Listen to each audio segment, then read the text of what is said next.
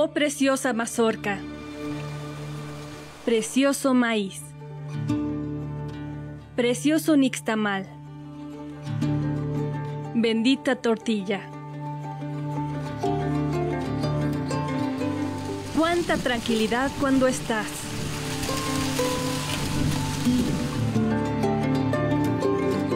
¿Sabes lo que tuvo que pasar ese grano de maíz para llegar hasta tu plato?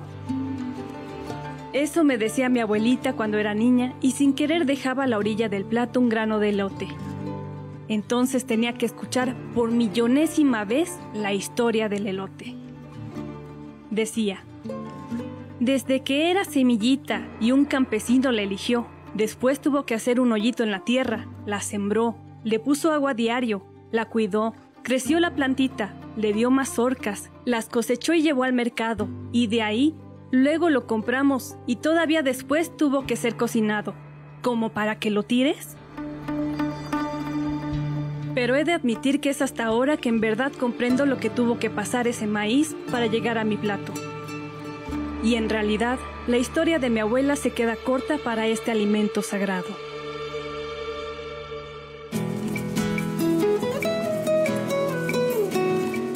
La cultura del maíz, papá, pues desde niño me llevó al campo, acompañándolo, y ya pues, ya un niño ya grande, me empezó a comentar lo que es el maicito. Eso fue su palabra, el maicito, con cariño. El maíz es originario de Mesoamérica, de manera específica el territorio que hoy ocupa nuestro país. Su internacionalización con la llegada de los españoles a América representó un cambio incluso a nivel cultural, pues hasta entonces la alimentación en Europa tenía como base al trigo y en Asia el arroz. Son diversos los testimonios que dejaron los cronistas de la conquista.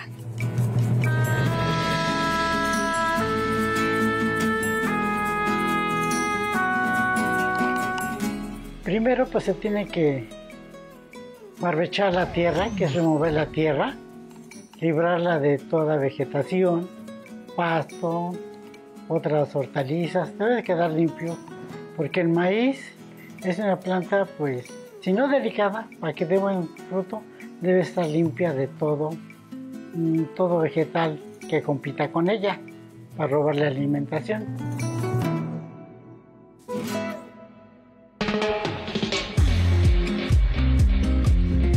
Maíz originó aquí en el centro-sur de México de un pastito se llama teocintle. Es un pastito chiquito, un mazorca de 8 granitos, la mitad es celulosa como madera. Entonces, hace 10,000 años no tiene ningún potencial para domesticación. Pero gracias a la visión de los antepasados aquí en México, pues domesticó esta planta y gracias a sus acciones, pues es el grano más importante del mundo. Si el teocintle da muy pocas semillas, querían una planta que diera un fruto con más semillas. Si las semillas del teocintle se desprendían y rodaban por el suelo, o sea, brincaban hacia el suelo y había que recogerlo una por una, buscaron semillas atadas y entonces lograron atarlas al olote, que es como hoy conocemos al maíz. A simple vista, el teocintle podría ser más semejante al trigo, una vara pequeña, cubierta con hojas, con escasos granos en forma triangular, duros como rocas, casi imposibles de masticar. El proceso de domesticación cambió la composición del teocintle, modificó las cápsulas que envuelven sus granos al hacerlas más blandas.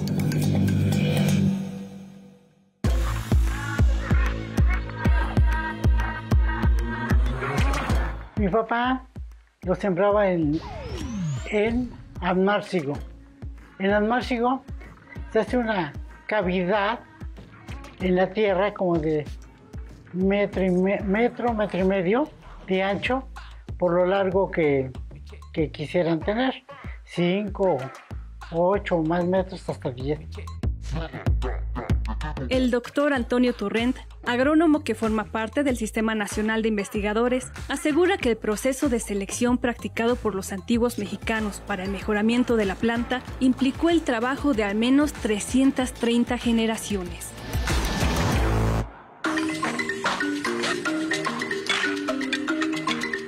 En México se tienen registradas 64 razas de maíz.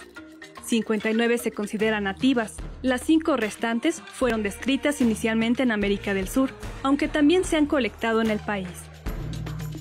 En las 68 lenguas maternas que hay en nuestro país, existen referencias a alguna de las 64 razas de maíz. En realidad, las razas nativas pues son las que, sin que se haya llevado a cabo un mejoramiento intensivo, digamos, de tipo genético, pues llevan cientos o miles de años siendo utilizadas por muchas culturas aquí en México para usos diferentes.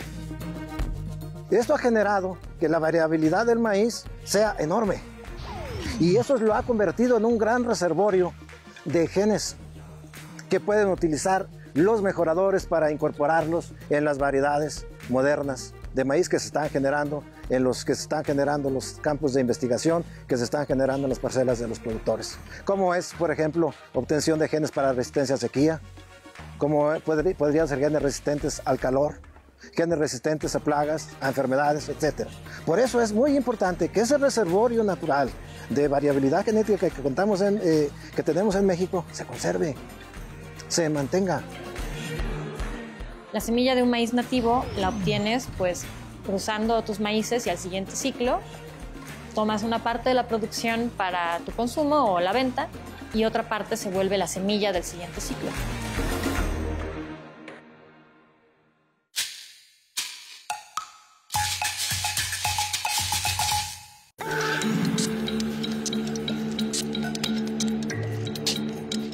Después iban haciendo con un olote o una vara de unos 10 o 15 centímetros de larga por unos 2 centímetros de diámetro, agujeritos en el lodo. Los sumían, ¿qué será? De 3 a 5 centímetros y ahí depositaban los granitos de maíz. Aparte de los maíces nativos, también llamados criollos, que por decirlo de alguna manera son los maíces puros u originarios, existen otros tipos. Por ejemplo, el híbrido, resultado de la cruza de 2 líneas puras de distintos ejemplares. Digamos que toda esta combinación van a tener puras variantes de genes A y de este lado puras variantes de genes B. En el momento que los cruzas, te generan un individuo que es AB. En el maíz híbrido esto no ocurre. En el maíz híbrido, como te quedó este maíz que te digo AB, si tú lo cruzas de nuevo entre sí, pues unos te van a salir A y otros te van a salir B y otros te van a salir AB. Y entonces ya pierdes esa homogeneidad que se busca con los híbridos. Por lo tanto, la semilla híbrida es algo que tienes que comprar cada ciclo agrícola para poderlo volver a sembrar y tener los resultados que esperarías de un maíz híbrido. Y el maíz que ha causado mayor controversia, el transgénico u organismo genéticamente modificado, OGM. Un organismo genéticamente modificado, digamos, es un organismo que puede ser pues desde un cultivo hasta teóricamente un animal o una bacteria, cualquier organismo, en el cual se ha insertado un fragmento de ADN que contiene, digamos, para simplificar las cosas, un gen, uno o varios genes, que le confieren una característica particular ahora a ese nuevo organismo al que se le hizo esa inserción y que le da una característica particular distinta a las que tenía originalmente.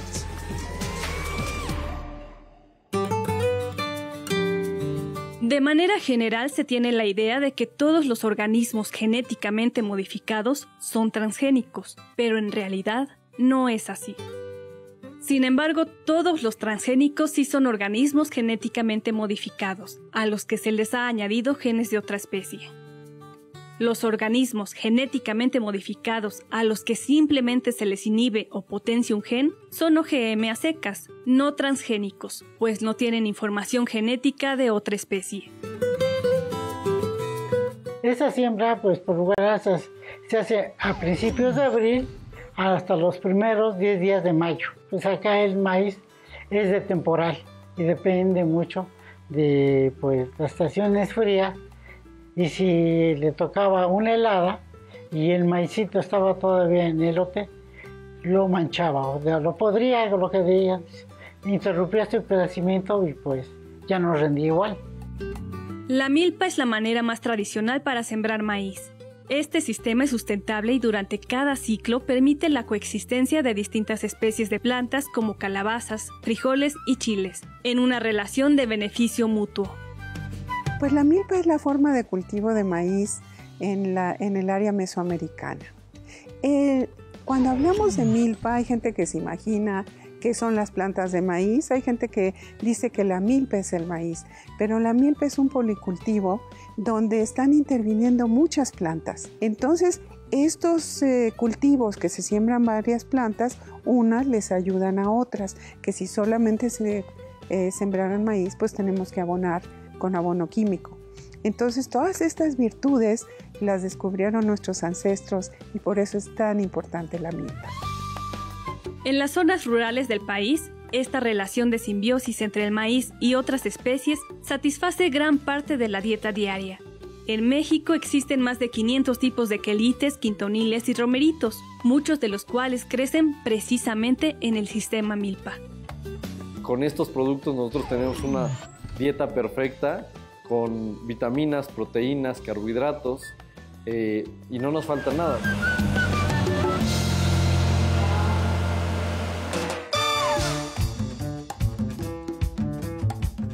El rendimiento por hectárea sembrada de maíz es variable dependiendo del sistema y tipo de semilla que se utilice. Por ejemplo, de acuerdo con la Secretaría de Agricultura, el sistema de riego ofrece 8 toneladas de maíz por hectárea, en tanto el temporal, solo 2.3 toneladas. En cuanto al origen de la semilla, de acuerdo con la Unión de Científicos Comprometidos con la Sociedad, el maíz híbrido ofrece 10 toneladas por hectárea. Lo curioso es que podríamos pensar la agricultura industrial es la que nos da de comer porque pues, como llevan tractores y usan riego por aspersión, son los que más alimentos producen. No es así. Tienen 80% de la tierra arable del mundo y producen 20% de los alimentos. Es decir, se están apoderando de las mejores tierras para producir casi nada. México tiene 2.3 millones de pequeños productores que se considera representan el 80% de la producción nacional de alimentos, sin apoyo, con sus semillas, con sus técnicas ancestrales de siembra, con sus tractores viejos, amarrados ya con alambres. Ellos producen el 80% de los alimentos en México. El cultivo de maíz transgénico no permite el crecimiento de otras plantas o hierbas. De hecho, existen pesticidas y fertilizantes que aseguran las condiciones para el crecimiento exclusivo de este tipo de semillas. El sistema milpa ha trascendido a través de miles de años y continúa siendo uno de los más importantes, sobre todo para las comunidades indígenas, donde los recursos económicos son escasos. Además de representar en gran medida el ingreso económico familiar, este modelo provee a los campesinos un alimento balanceado. Más o menos cuando se tarda entre 110 días a 120 días en salir el fruto para ya ser alimento. Aparte del cultivo tradicional, existen el sistema de temporal y el sistema de riego.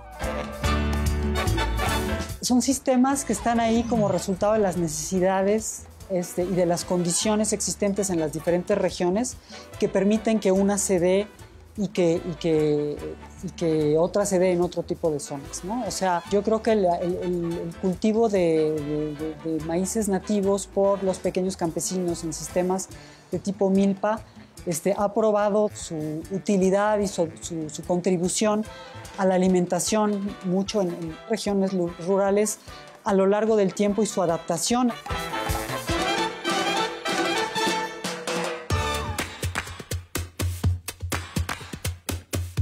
Actualmente el maíz se cultiva en 166 países, 49 naciones más que el arroz y 44 más que el trigo. A pesar de que México es el lugar de origen de este preciado fruto, quien encabeza la lista de producción es Estados Unidos, le sigue China y en tercer lugar Brasil. México se ubica en octavo lugar con 25 millones de toneladas, esto de acuerdo con cifras del Departamento de Agricultura de Estados Unidos. Nosotros consumimos más de 40 millones, el año pasado consumimos 44 millones de toneladas de maíz. Esto significa que si tuvimos una producción de 27, pues tuvimos que importar aproximadamente 17 millones de toneladas. Esto es aproximadamente el 38% de lo que consumimos en el país. Tenemos que en México se produce maíz en alrededor de 7.8 millones de hectáreas, considerando riego y temporal. De esas, alrededor de 6 millones de hectáreas son de temporal. Temporal quiere decir que es maíz que se riega con la lluvia nada más, ¿no? No tiene un sistema de riego de agua de pozo o algo. Y de esos 6 millones de hectáreas, en este artículo calculamos que alrededor de 4.6 millones de hectáreas están bajo agricultura campesina. Según nuestros cálculos, su producción alcanza para alimentar a 54.7 millones de personas. Esto es muchísimo. Esto es el 100% de la población rural con un excedente que probablemente está llegando a los sistemas urbanos o semiurbanos, ¿no? Si desaparecieran, de repente ya no podríamos alimentar casi a la mitad del país y sería un problema social muy, muy grave.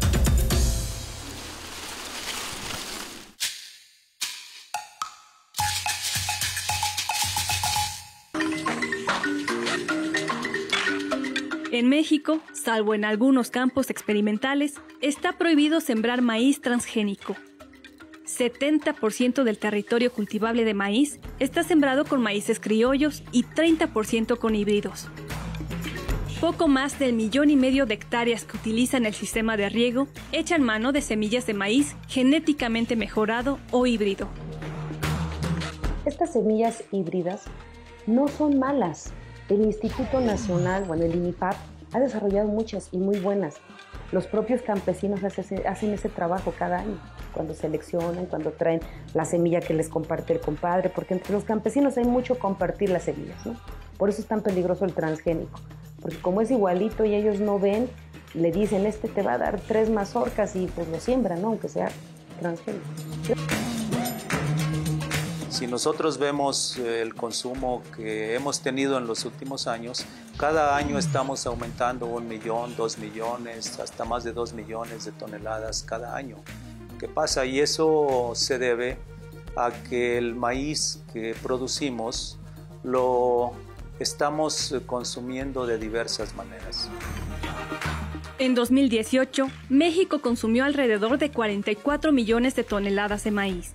Si eso se divide entre el número de mexicanos, significa que en promedio, cada uno de nosotros consume cerca de 350 kilos al año, casi 1 kilo por día. Las tortillas recién hechas, infladita a comal, son riquísimas. Y sin mucha, más que una pequeña cucharada de salsa y sal, verán qué sabroso. Cuando se están inflando y se la dan bien rica en la mano. Los usos principales del grano abarcan 3 áreas, como base alimentaria, de usos múltiples como productos de belleza, jarabe de maíz, harinas y biocombustibles, entre otros. Y finalmente, se utiliza también como forraje para ganado y aves de consumo. En realidad México es prácticamente autosuficiente en maíz blanco. Este es el maíz que consumimos como seres humanos.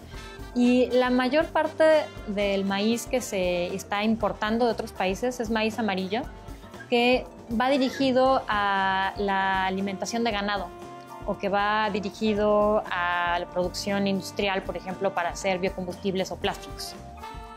Exportamos muy poco maíz. El año pasado exportamos aproximadamente entre 600 y 800 mil toneladas, la mayor parte de ese maíz a Estados Unidos. pero es muy poco comparado con lo que importamos. Estamos importando 17 millones de toneladas ahora. México ocupa el primer lugar en la importación de maíz transgénico autorizado. Sin embargo, no hay cifras precisas sobre la importación de este tipo de semillas, pues Estados Unidos no clasifica su maíz en transgénico y no transgénico.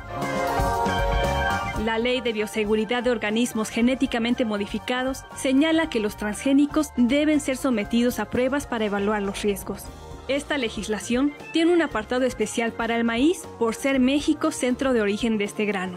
En su artículo 2, fracción 11, señala que las autoridades deben establecer caso por caso las áreas libres de organismos genéticamente modificados y en las que se prohíba o restrinja este tipo de cultivos.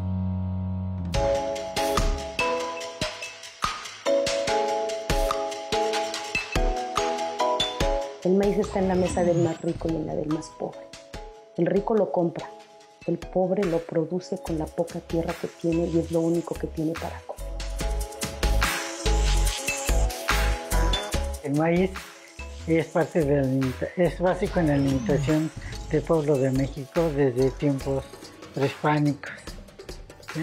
Y siempre ha sido un cereal muy rico que se ocupa pues para la alimentación de nosotros los humanos y para los animales. Aquellos que tengan la posibilidad de cultivar un pedazo de tierra, lo hagan, porque amar la tierra es amarnos a nosotros mismos y a nuestras raíces.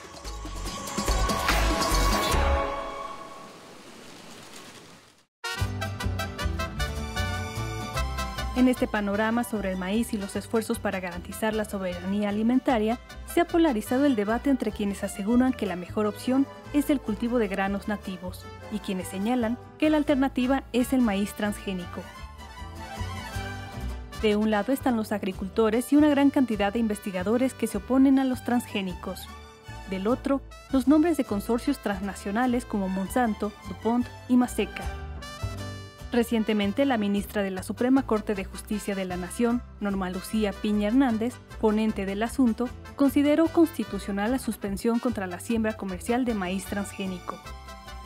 Esto sobre los cerca de 150 recursos jurídicos, tanto a favor como en contra del decreto presidencial expedido el 31 de diciembre de 2020 para prohibir el cultivo de maíz transgénico y las regulaciones para reducir gradualmente el uso del glifosato en la agricultura.